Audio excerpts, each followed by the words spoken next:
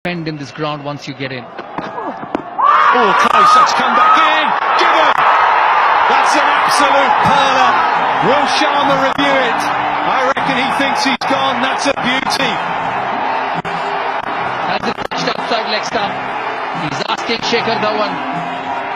There's only one review for India in this innings.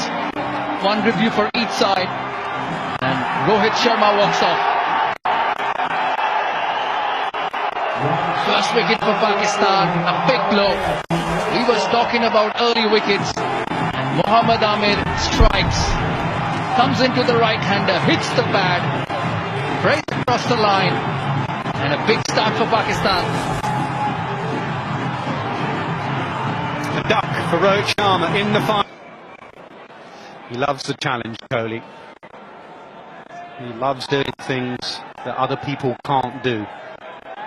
He would love to win it from this position, get a big 100.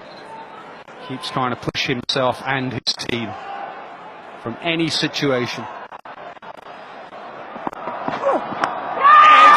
Oh, dropped!